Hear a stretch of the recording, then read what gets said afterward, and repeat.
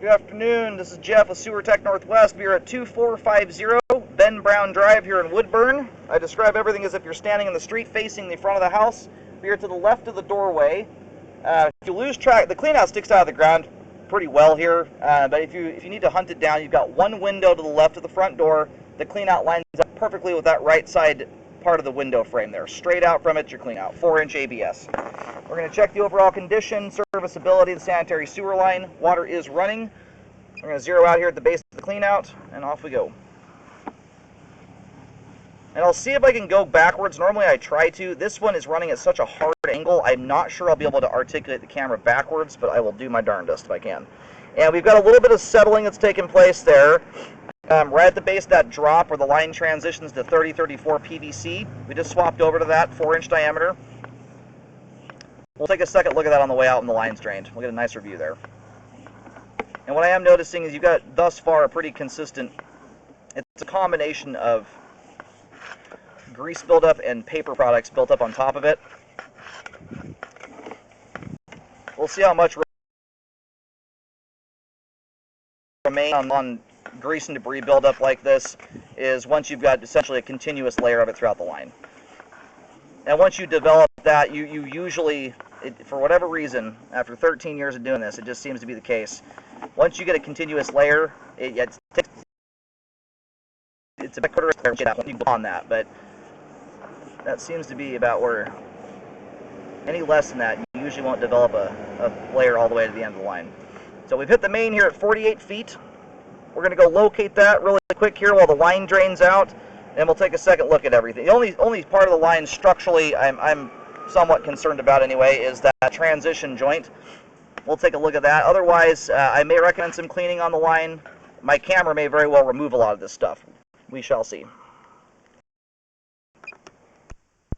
I located the camera head successfully. Line terminates at the main out on Ben Brown Drive. The line here essentially just about does a dead straight shot to the street. Does a little bit of meandering at the very beginning. You can see where the secondary cleanout is at the very edge of the front yard under the big green steel plate. That's in line with the sewer line. From that point forward, the line just runs straight.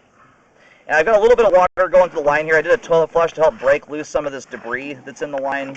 My camera, if it chews through enough of it, it'll break loose naturally on its own.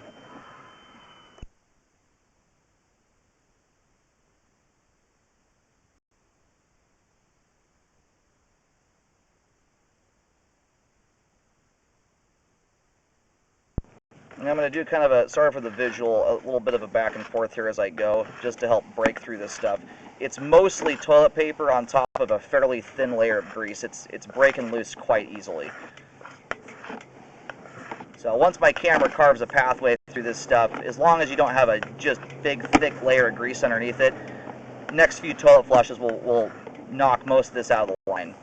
And then the rest of it, once you carve a pathway through that continuous layer, the water can actually work on stuff at that point. Once you create a little bit of an edge for water to catch on, this will break loose very easy. That's your secondary cleanout tie-in there at the top of the pipe I was just referring to a moment ago.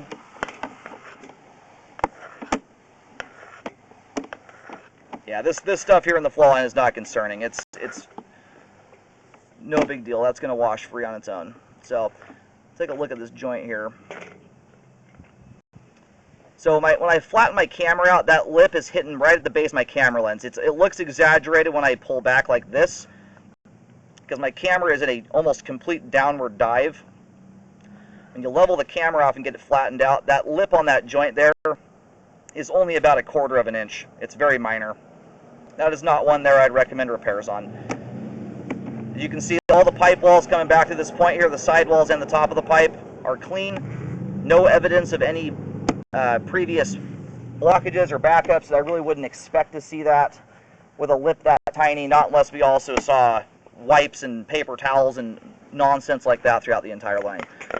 It would take quite a lot of abuse on the homeowner's side to ever get to a point where that could block. You also have the added advantage of having a nice hard dive prior to it that gets stuff moving really quickly. So all that put together, that is a joint there that if you were to get a blockage on it, whatever you put down the line would be blocking everywhere else before it got to that point. So, and the joint there all looks intact. No signs of it being open to the ground. It's just settled about 1/4 of an inch Beyond that, everything's intact there. That's not something that's going to... You need the joint to be open to the ground at this point in time for that to be a progressive scenario. If this were brand new construction, never lived in, it'd be a different story. I'd be a little more concerned it might progress, but this has been in the ground long enough at this point that most of your settling happens almost instantly after a line is buried. If the joints are open to the ground where they can suck dirt through them, that's about the only situation, short of having an earthquake or something like that, that could create for a progressive situation. So, and as we sit here, I was able to bust up most of the debris there in the line with the camera head, so this is not a situation where I'm concerned about cleaning the line, as most of what we saw there was toilet paper. It wasn't grease. There was just a thin layer underneath it that toilet paper stuck to. So anyway, good flow all the way to the main. All the pipe here is intact. Line is functioning properly at this time.